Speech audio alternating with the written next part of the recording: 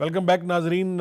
زبان کی پاکیزگی کے حوالے سے آج کا یہ باران رحمت کا پروگرام آپ کے سامنے پیش کیا جا رہا ہے ٹی وی کی جانب سے، اور اس میں ہمارے ساتھ شریک گفتگو ہیں جناب پروفیسر ڈاکٹر محمد ظفر اقبال جلالی صاحب، جو اسلام آباد انٹرنیشنل یونیورسٹی کے چانسلر ہیں.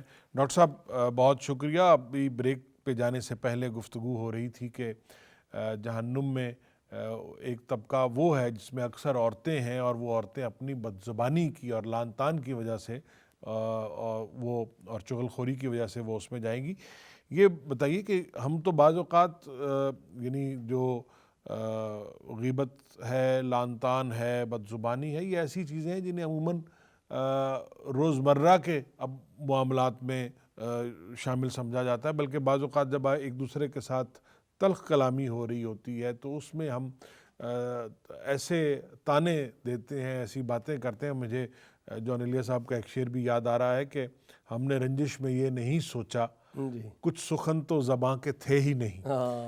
تو یہ رنجش کے اور اس طرح کے معاملات میں ہمیں خاص طور پر احتیاط کرنی چاہیے. جب کسی سے کوئی لڑائی ہو، جھگڑا ہو، تو اس میں اپنی زبان پر قابو رکھنا چاہیے، اور وہ الفاظ اس پہ زبان پہ نہیں لانے چاہیے جن کا کہ بعد میں مداوع ممکن نہ ہو سکے. ماشاءاللہ، بڑے ضروری بات کی طرف آپ نے توجہ دلائی کہ یہ جب بندہ غصے کی خاص طور حالت پر میں میاں ہوتا ہے، بیوی میں اور گھر میں میاں جب ہم بیوی میں دیکھتے نہ ہیں چاکی یا تلخی یا کوئی ایسی صورت بنتی ہے تو اس میں نہ جانے کہتے کہتے لوگ کیا کچھ کہہ جاتے ہیں. پرانی باتیں جو ختم ہو چکی جو ہوتی ہیں، ختم جن ہو میں چکی ہے. ریکنسائل کر چکے ہوتے ہیں، جن میں صلح ہو چکی ہوتی ہے، وہی باتیں پھر اٹھا کر ہم جھگڑے میں رکھ دیتے ہیں، اور وہ جھگڑے کو ایک نیا آغاز دے دیتے ہیں. اس میں جھگڑے کو طول ملتا ہے اور پھر وہ گویا کہ نقصان بہت زیادہ بن جاتا ہے اس میں. جی ہاں. تو یہ پھر اپنی زبان پہ جو کنٹرول کرنے کے عادی لوگ ہوتے ہیں وہ اس طرح کے خطرات سے یا نقصانات سے اپنے آپ کو بھی بچا سکتے ہیں، اوروں کو بھی بچا سکتے ہیں. اب ظاہر ہے جب میاں بیوی کے درمیان یہ تلخی ہے کہ جھگڑا ہو گیا، یا کسی اپنے دفتر کے آدمی کے ساتھ کہیں کاروبار میں معاملات میں ایک بندے نے تو اس کے اندر صبر کرنا ہے، تو تب وہ جھگڑا رکے گا. تو وہ اس وجہ سے باقاعدہ طور پہ غصے کو بھی کنٹرول کرنے کے لیے قرآن مجید میں اللہ تعالیٰ نے ان لوگوں کی تعریف اور تحسین فرمائی ہے کہ جو لوگ غصہ پی جانے والے ہوتے ہیں، وَالْقَاظِمِينَ الْغَيْظَ وَالْعَافِينَ عَنِ النَّاسِ. تو یہ اللہ تعالیٰ نے جو ان کی تعریف کی ہے، اس سے پتہ چلتا ہے کہ جو اپنی زبان پہ کنٹرول کر لیتے ہیں، اگلے کے اس زبان کے ساتھ جواب نہیں دیتے جس زبان کے ساتھ وہ بول رہا ہوتا ہے. تو یہ ایک لحاظ سے میں سمجھتا ہوں کہ اسلام کی تعلیمات سے دوری کی وجہ سے ہے کہ اسلامی اخلاق و آداب ہم آگے منتقل نہیں کر رہے، نئی نسل کو سکھا نہیں رہے، جس کی وجہ سے لوگوں نے جو رویے بنا لیے ہیں یا جو انداز اپنا لیے ہیں اس کے اندر تو وہ بڑا لازم اور ضروری سمجھتے ہیں. اس کو جس بات کو اسلام کی نظر میں برا کہا گیا، لوگوں نے اس کو مطلب ایک قابل ستائش، دوسرے کو اگر ایک دوسرے پر چڑھائی کر رہا ہوتا ہے، بے جا پر چڑھائی کر رہے ہوتے ہیں، دوسرے لوگ اس کو داد دے رہے ہوتے ہیں، اور لوگ کہہ رہے ہوتے ہیں کہ اس بندے نے تو فلاں خوب جو ہے نا اس کی ٹھکائی کر دی، فلاں کر دیا. وہ اس کی وہ غلط قسم کی غلط بات اور غلط رویے پر حوصلہ شکنی کی بجائے حوصلہ افزائی کر رہے ہوتے ہیں. یہ آج ہمیں اپنی نسل کو بھی سمجھانا ہے کہ جو ایسی عادات اور ایسے عادتیں ہیں جو کہ اسلام کے منافی ہیں، ان سے اپنے آپ کو بچانا ہے، ان میں اپنے آپ کو مبتلا نہیں کرنا ہے. تو ایسے لوگوں کی حوصلہ شکنی کرنے کی ضرورت ہوتی ہے، ورنہ معاشرے کے اندر یہ غلط رویے اور غلط عادات کی وجہ سے ہی زبانیں بھی غلط استعمال ہو رہی ہوتی ہیں، اور ان کو اتنا رف یوز کر رہے ہوتے ہیں کہ اس کا احساس تک نہیں ہوتا. اچھا قبلہ، یہ فرمائیے چونکہ پروگرام ہمارا بس ابھی آخری اس کا حصہ چل رہا ہے سیگمنٹ کا، کہ کیا کیا جائے زبان کی پاکیزگی کو انشور کرنے کے لیے، اس کی ضمانت کے لیے کیا ایسے اعمال کیے جائیں، کیا ہمیں احکام کیا ملتے ہیں کہ ایسی کیا کام کریں کہ جس سے ہمیں زبان کی پاکیزگی حاصل ہو؟ اس میں تو یہ سمجھتا ہوں کہ زبان کی پاکیزگی کے حصول کے لیے ہمارے اپنے ماحول کے اندر ایک سنجیدگی ہونی چاہیے. تو وہ ظاہر والدین جو اپنے بچوں کی تربیت کریں، وہ تربیت کرنے میں ان چیزوں کو بتائیں کہ یہ بات اور یہ لفظ نہ بولیں. بڑی اہم بات آپ نے کی، کیونکہ ابھی ہم دیکھتے ہیں کہ بہت سارے والدین جو ہیں وہ اپنے بچوں کو گالیاں سکھا رہے ہوتے ہیں، اور اس پہ خوش ہو رہے ہوتے ہیں. آج تو سوشل میڈیا کا بھی دور ہے جس کے اندر کچھ لوگ تو اس طرح کی بچوں سے باتیں غلط کہلوا کے اور ٹک ٹاک بنا کر اس کی ویڈیو اپلوڈ کر رہے ہوتے ہیں، اور وہ اس سے مطلب عجیب قسم کی غیر سنجیدگی کو پروموٹ کر رہے ہوتے ہیں.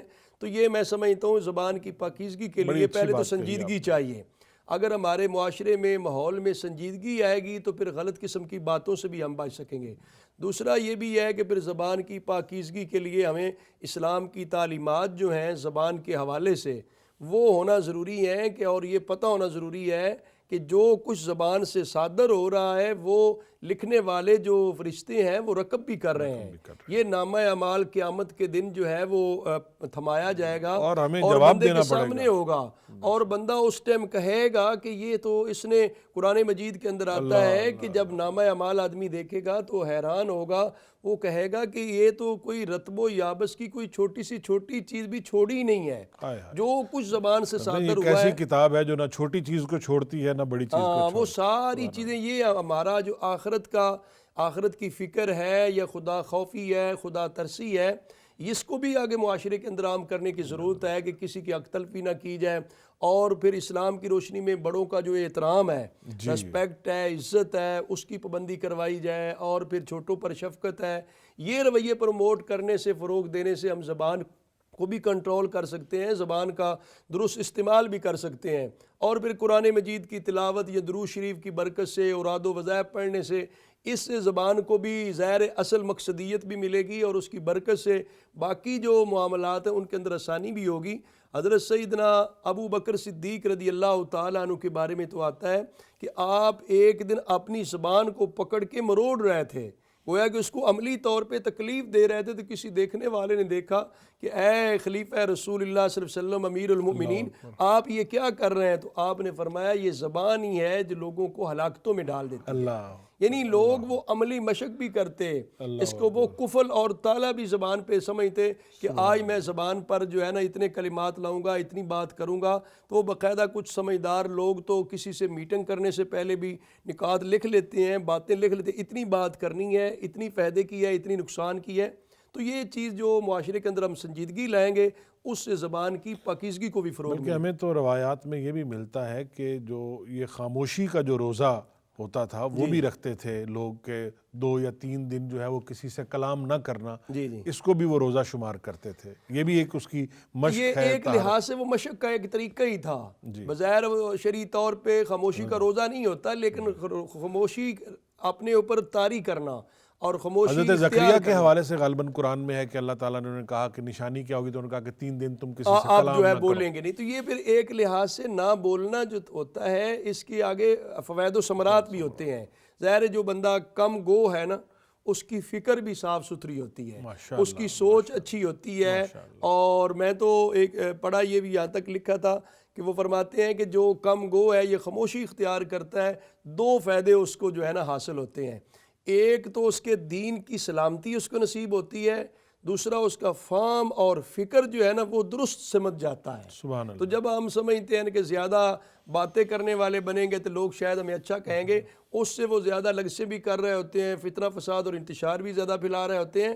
تو لہٰذا زبان کو کنٹرول رکھنا، زبان کو قابو میں رکھنا، زبان کو سنبھال کے رکھنا، پہلے تولو پھر بولو کے سنہری اصول پہ عمل کرنا، یہ بندہ جو اپنی پریکٹس بنا لے گا انشاءاللہ تعالیٰ اس کی زبان سے خیر ہی نکلے گی. کم کھانا صحت ہے، کم بولنا دانش مندی ہے، اور کم سونا عبادت ہے. بالکل یہ 3 چیزیں ایسی ہیں کہ انسان اگر ان تینوں پر اختیار حاصل کر لے تو وہ ایک صحت مند، اور جب سوئے گا کم تو وہ زیادہ سے زیادہ وقت عبادات میں گزارے گا، اللہ کی یاد میں گزارے گا. جب کم بولے گا تو وہ بہت ساری فحش گوئی اور بہت ساری ایسی باتوں سے جو غیر ضروری باتیں ہیں ان سے وہ اپنے آپ کو بچا لے گا. بندے کی شناخت ہے، میں تو سمجھتا ہوں بندے کی شناخت ہے، اس کے کردار اور اس کی عظمت اور اس کی جو حیثیت ہے اس کا پتہ زبان سے لگتا ہے. کہتے ہیں نا کہ برتن میں جو کچھ ہوتا ہے وہی نکلتا ہے. تو جو دل میں ہے وہی زبان پر آئے گا. وہی زبان پر لانے سے لوگوں کو پتہ چل جاتا ہے یہ اتنے علم فہم والا ہے، اتنی قدر و منزلت والا ہے. بڑی خوبصورت بات کی پروفیسر ڈاکٹر صاحب نے کہ زبان جو ہے وہ آپ کے اندر کی عکاس ہے، آپ کے دل کی عکاس ہے. آپ جو بولتے ہیں وہ اس سے آپ کا باطن ظاہر ہوتا ہے۔ تو اگر ہمارا باطن پاکیزہ ہوگا تو ہماری زبان پر بھی پاکیزہ کلمات آئیں گے۔ تو ہمیں زبان کی پاکیزگی کے لیے دل کی پاکیزگی کی طرف جانا ہوگا، اپنے اندر کی پاکیزگی کی طرف جانا ہوگا۔ کم بولنا چاہیے، لیکن وہ بولنا چاہیے جو لوگ سننا پسند کریں، جس میں لوگوں کے لیے خیر اور بھلائی اور بہتری ہو، اس یقین کے ساتھ کہ اللہ تعالیٰ ہمیں زبان کی پاکیزگی عطا کرے گا۔ اپنے کلام کے صدقے میں، نبی پاک صلی اللہ علیہ وآلہ وسلم کے ذکر اور ان کی گفتگو کے صدقے میں ہمیں اللہ زبان کی پاکیزگی عطا کرے، آپ کو زبان کی پاکیزگی عطا کرے، جو ہمارے لیے دنیا اور آخرت میں نیکی اور خیر کا باعث ہو۔ اس دعا کے ساتھ پروفیسر ڈاکٹر ظفر اقبال جلالی صاحب کو اور اپنے میزبان شکیل جاذب کو پروگرام باران رحمت سے اجازت دیجیے۔ اللہ حافظ۔